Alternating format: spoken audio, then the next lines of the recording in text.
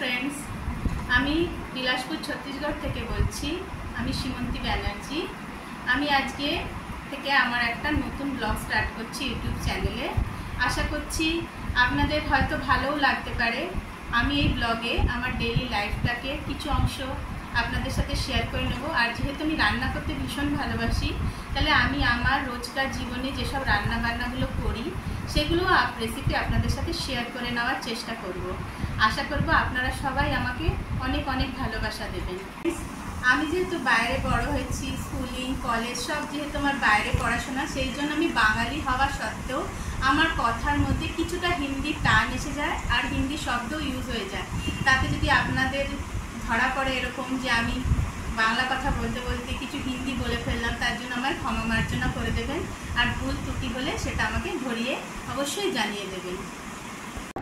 আজকে আমি ব্রেকফাস্টে বানিয়েছিলাম উত্তপম বানাবার জন্য যেসব ইনগ্রিডিয়েন্টস লাগছে সেটা হলো বাটার, পাওভাজি মশলা, ধনেপাতা কুচি, গ্রেটেড করা গাজর, পেঁয়াজ কুচি, লঙ্কা কুচি, ক্যাপসিকাম কুচি আর টমেটো কুচি।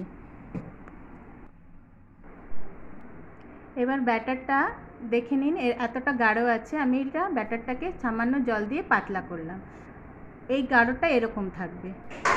এবার তাহলে তাওয়া বসিয়ে নিই গ্যাসে। তাওয়াটা গরম হয়েছে কি না একটু জলের ছিটা দিয়ে দেখে নেব। এই জলটা যখন শুকিয়ে যাবে তার মানেই বোঝা গেল তাওয়াটা খুব ভালোভাবে গরম হয়েছে। এবার আমি ব্যাটারটাকে তাওয়ার ওপরে দিয়ে দেব, দিয়ে একটু হালকা করে ছড়িয়ে নেব। এই ছড়িয়ে নেওয়ার পর এবার এর মধ্যে আমি এক এক করে যেসব ইনগ্রিডিয়েন্টসগুলো আছে ওপরে ছড়িয়ে দেব। তো দেখুন, এবার প্রথমে পেঁয়াজ কুচি দিলাম।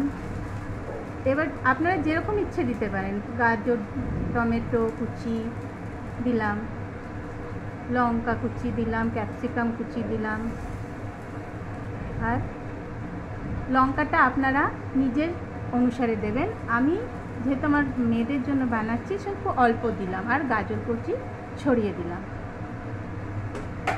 এবার এর ওপরে একটুখানি ধনেপাতাও ছড়িয়ে দিলাম। ধনেপাতা দিলে গন্ধটা খুব সুন্দর আসে।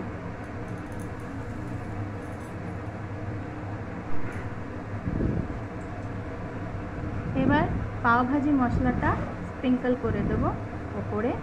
আপনারা চাইলে একটু নুনও ওপরে দিতে পারেন, কিন্তু যেহেতু আমি ব্যাটারটার মধ্যে নুনটা বেশি পরিমাণে দিয়েছিলাম সেই জন্য আমি আর সবজির ওপরে নুন দিলাম না। এই পাওভাজি মশলা দেওয়ার পর এর মধ্যে আমি এক টুকরো বাটার দিয়ে দেবো। বাটারটা আপনারা নিজেরা দেবেন। যদি বাটার পছন্দ না করেন তাহলে সাদা তেলও দিতে পারেন। আর আমি একটু সাদা তেল আর বাটার দুটোই ইউজ করলাম, কেন বাটারের গন্ধটা উত্তপমে খুব সুন্দর লাগে খেতে। এবার এটাকে আমি পাল্টে নেব যাতে ওপরের সবজিগুলো নিচে গিয়ে একটু কুক হয়ে যায়, কেন কাঁচা সবজি খাওয়া আমার বাচ্চারা পছন্দ করে না। যেই ওই পাশটা একটুখানি হয়ে যাবে আবার ওটাকে পাল্টে নেব। দেখুন কত সুন্দরভাবে সেদ্ধ হয়ে গেছে। আর ওপরটা দেখুন, এই যে জাল জাল জিনিসটা দেখতে পাচ্ছেন, এটার মানেই হচ্ছে উত্তপমটা কুক হয়ে গেছে। এইটা আর কাঁচা নেই। ব্যাস এইবার আপনি এটাকে নামিয়ে নিতে পারেন। চান তো ওপর থেকে আর একটু বাটার দিয়ে দিতে পারেন, কিন্তু না দিলেও কোনো অসুবিধা নেই। এবার এটাকে সার্ভ করে দিলাম।